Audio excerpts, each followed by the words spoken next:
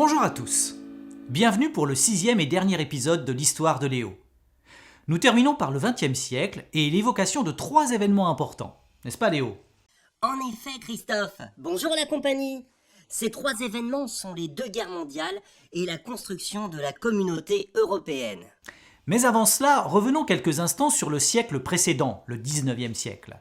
Monarchie, république et empire s'y sont succédés. Les conditions de travail ont aussi évolué grâce à l'invention des machines à vapeur et de l'exploitation du fer.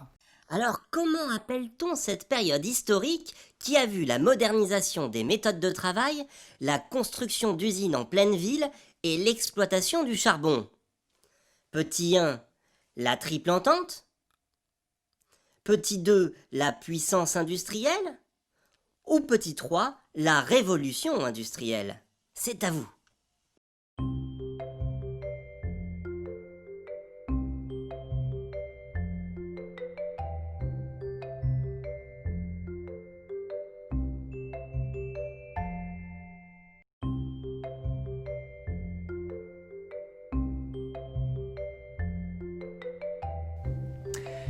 Cette période importante du 19e siècle, c'est la révolution industrielle. Les machines à vapeur vont envahir les transports, les usines et les foyers. Le monde rural et le monde urbain se développent. La Tour Eiffel, construite pour l'Exposition universelle de Paris en 1900, et bien d'autres monuments en sont le symbole. Le début du XXe siècle voit 2 blocs puissants s'affronter. La triple entente est constituée de la Russie, de la France et du Royaume-Uni. En face, l'Allemagne, l'Autriche et l'Empire ottoman, c'est-à-dire la Turquie, forment la triple alliance. Chacun se méfie de la puissance de son voisin. Les Belges font appel à la protection du Royaume-Uni, au cas où il y aurait une guerre. On appelle cela une alliance ou un pacte. Si les Belges sont attaqués, le Royaume-Uni doit les défendre. Tous les pays ont également des colonies que les autres leur envient. C'est dans cette ambiance hostile que le monde rentre dans le XXe siècle. Il ne va pas tarder à rentrer en guerre par le jeu des alliances. En juin 1914, le futur empereur d'Autriche est assassiné par un Serbe. L'Autriche déclare la guerre à la Serbie, la Russie déclare la guerre à l'Autriche car elle est alliée à la Serbie. Et toutes les grandes puissances rentrent en guerre. Elle va durer 4 ans et faire plus de 10 millions de morts. Une guerre d'usure où chaque pays essaye d'épuiser son adversaire. On l'appelle une guerre mondiale car elle finira par toucher de nombreux pays, y compris les États-Unis qui rentrent en guerre en 1917. C'est une guerre moderne car on utilise de nouveaux engins, chars, sous-marins, bombardements. C'est aussi une guerre totale car elle touche toute la population. La guerre est longue, les hommes sont bloqués dans les tranchées. Ce sont les femmes qui travaillent dans les usines, notamment pour fournir les armes. Dans les campagnes, ce sont les femmes et les enfants qui travaillent dans les champs. Les populations souffrent des bombardements. Pendant près de 3 ans, les armées luttent à la frontière est de la France. Bloqués de part et d'autre, Allemands, Autrichiens et Français creusent des tranchées dans lesquelles les conditions de vie sont difficiles, surtout en hiver. En 1917, le Kaiser allemand propose au Mexique de récupérer plusieurs États des États-Unis si le pays s'allie avec eux. Les États-Unis réagissent et rentrent en guerre. Ce n'est qu'en novembre 1918 que la capitulation de l'Allemagne et de l'Autriche sera effective. L'Allemagne n'aura jamais été occupée pendant cette guerre et garde sa puissance industrielle, ce qui va grandement l'avantager au cours du conflit qui va intervenir 20 ans plus tard, la Seconde Guerre mondiale. Mais avant de continuer notre aventure, essayez de répondre à cette question.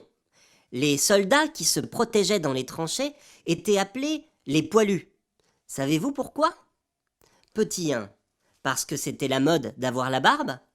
Petit 2, parce que les conditions d'hygiène étaient difficiles et qu'ils ne pouvaient pas facilement se raser. Ou petit 3, parce que les barbiers et les coiffeurs étaient en grève.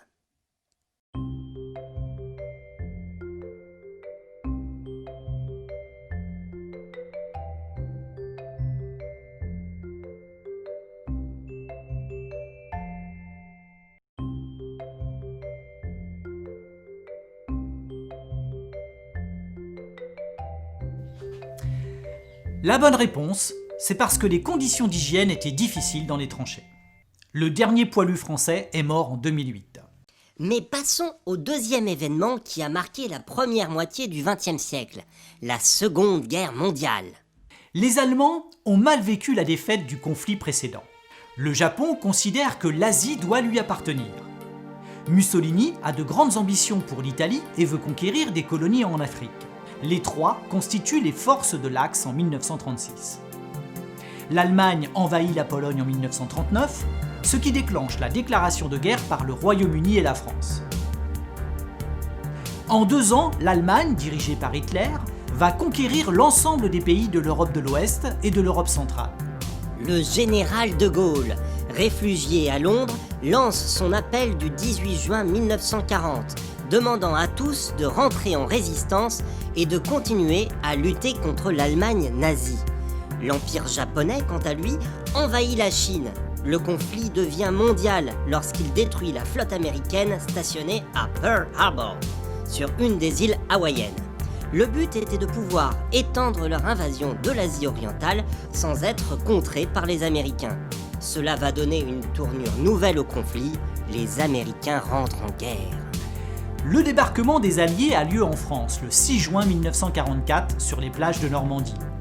Le but est d'ouvrir un front militaire à l'ouest de l'Europe. 2 mois plus tard, les Alliés débarquent aussi en Provence, dans le sud de la France. Les Allemands sont obligés de se replier. En quelques semaines, la France est libérée. Les Alliés rentrent en Allemagne et vont jusqu'à Berlin, la capitale. Cela n'avait pas été fait durant la Première Guerre mondiale. Le conflit a causé la mort de millions de personnes et de nombreuses atrocités ont été commises. La plus énorme fut sans doute les camps de concentration. Durant la Seconde Guerre mondiale, plus de 5 millions de Juifs ont été exécutés. Ils vivaient dans des conditions désastreuses. Hommes, femmes et enfants étaient séparés. Ils dormaient dans des dortoirs, il y avait peu de nourriture et des hivers rigoureux. L'Allemagne nazie capitule le 8 mai 1945, mais la guerre n'est pas encore terminée.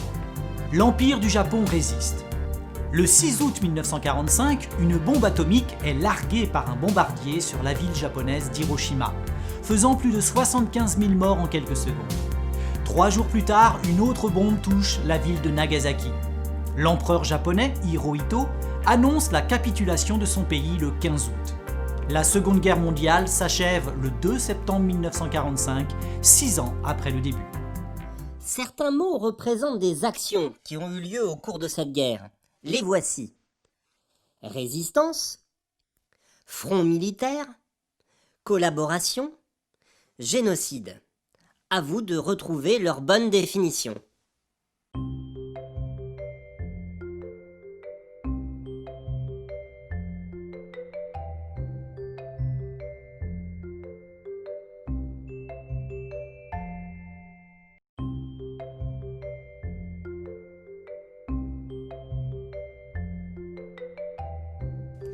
La résistance correspond à la vignette numéro 3. Le front militaire, c'est la 1. La collaboration, c'est la 2.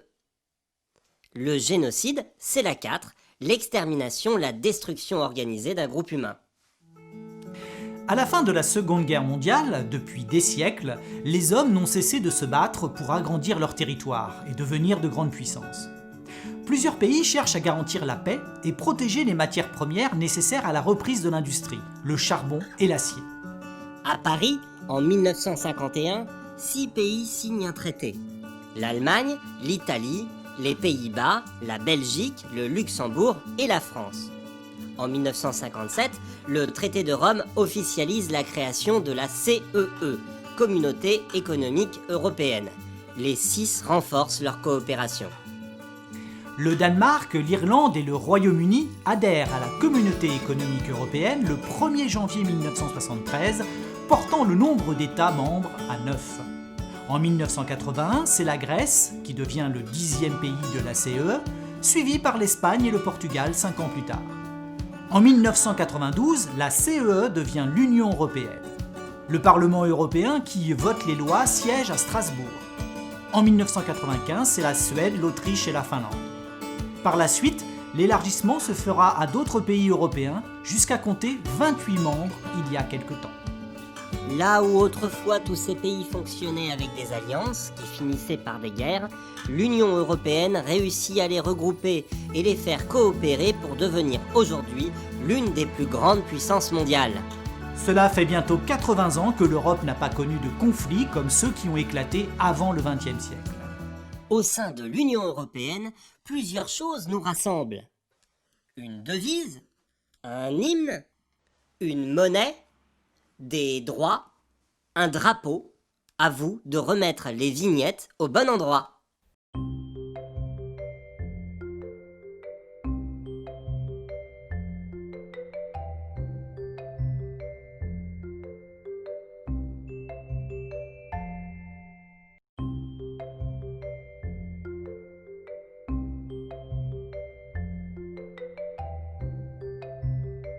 La devise, c'est la vignette numéro 3. L'hymne, c'est la numéro 2. La monnaie, c'est la première. Les droits, la 5e.